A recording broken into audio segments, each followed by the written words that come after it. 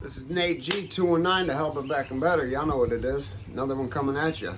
First, hit that like and hit that subscribe. Hit that channel if you want to help out. Today, I got a friend with me named Tommy. Tommy, my name's Nathan.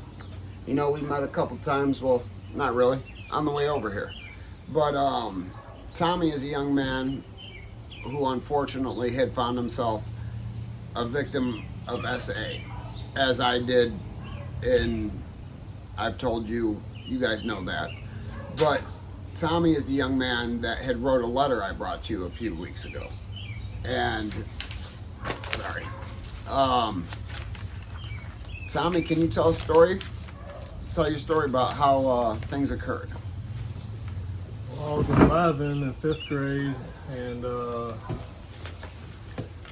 just my friend Scooty, I'm gonna call him Scooty, I'm not gonna use his real name, but his nickname's Scooty. He came in, he's my brother's best friend, and him and my brother came over one day they picked me up because this dude Robert Nolan was taking them to a hotel out in like Cincinnati or something, and they wanted me to come with, and I went with, and that was my first encounter with Nolan, and after that, you know, shit started happening.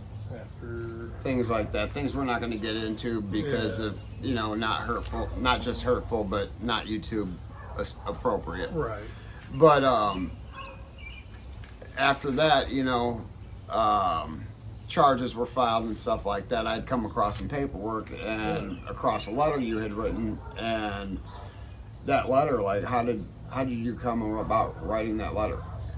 Like I said, I was in 5th grade, and my teacher noticed like behavioral differences in class with me, and noticed my grades were slipping and stuff. And so she sent me to the counselor, but she knew about this guy too because I talked to her about him on a separate occasion. Just me, her, and my friend stayed after school, and somehow, some way or another, Nolan got brought up because he wanted to take me to the Mall of America, and my buddy was going to come with us, but it never happened though. That's when she sent me to the counselor a couple days later, and I was just fed up by all the time the shit was going on. I was fed up with what was going on, and I admitted to the counselor what was happening. Okay. And then they recommended that I write a letter real quick to them, like, you know, get some frustration out on paper, I guess, and that's what I did. That's right. And as you guys see, I posted the letter there in the screen right there for you to read. You can pause it if you want to read it. But so after that, you know, I know that happened around January of 2001. Am I correct? It was in the summer of 2001. Oh, March of 2001, maybe. Yeah. Okay, so a couple months later, Mr. Nolan lost his life. Most of us say fortunately, and unfortunately, the law says otherwise. And this is what brings us together today. My buddy Cleatus, who is up for clemency right now, has been the one convicted of taking the man's life. And Cleatus's motives were not money driven like the paper said. And even though the paper portrayed all this and that, that's not the truth. And how do you feel about Cleatus? I've met him a few times, and I've always liked him. He was always a good guy. He was really nice to me. Right. And he even drove me to a car show before. We went to a car show together. That was really cool. Never been to one before. It was in Chicago. Okay. And I feel like he's a hero of mine, honestly. He got rid of somebody that can't hurt nobody no more, you know what I mean? Absolutely. And you're not the first person that's told me he's a hero. A few others have told me he's a hero. I'm not going to reveal any names. That's irrelevant. But there were other victims. And not only did I not know the correlation of the two, I found out this morning, so there's even more to come about this story. And that young woman, I mean, obviously meant a lot to you, and her friend went through something similar. I take it was your friend, right? Yeah. So the man that Cleatus took wasn't a man at all, and he was a monster. He was a monster, a perverted monster. perverted monster. Now, leading on later into your life. So, how did high school go? Did you go graduate? No. My life became hell after that happened. It was my choices, though. I started getting locked up all the time in JDC and residential placements here and there through South Bend and Richmond, Indiana. And then finally I went to jail for the first time at 18 and then started going to jail. Then I eventually went to prison. Okay. But I got out of prison in 2014 and met my girlfriend and had a kid right away, honestly, and it changed my whole life and made me a better man. Yep. And I've been out of prison now since 2014. I've been doing good, working. I got a 9-year-old son, and life's actually pretty good right now. That's awesome.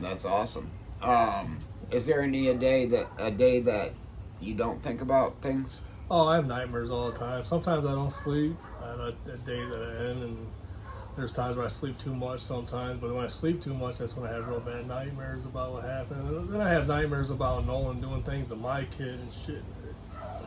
Just things that couldn't happen. Yeah. Nothing to even mention. Yeah. I understand completely, because I feel the hate and I feel the pain, because you and I both share a similar situation.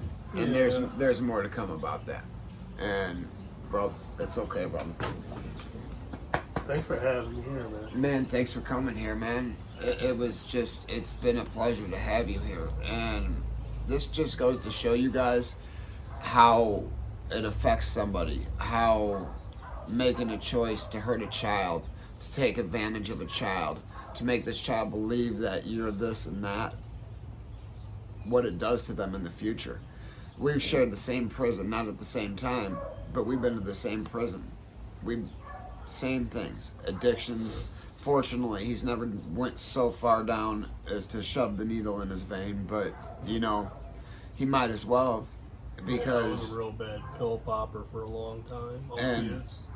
A lot of people don't realize now that it's coming to light how bad the Midwest has been for so long, so much longer than the rest of the country. Yeah. Like the Midwest has just been, Midwest and Florida, it's been around. I remember when they started talking about scissor or whatever, the drink, and it's like we've been doing that for forever. Yeah, forever. like that was high school stuff. That was a thing before it was a thing. That was a thing long ago. Yep. But guys, this just goes to show like how you can affect somebody's lives in a split decision. And for all you monsters out there, like JD says, I hope you meet the meat grinder. But never forget life's choices. And hey, hit that like, hit that subscribe, hit that channel if you want to help out. This is Nate G219 signing out. Hey, if they ain't making it, hating it, you ain't making it.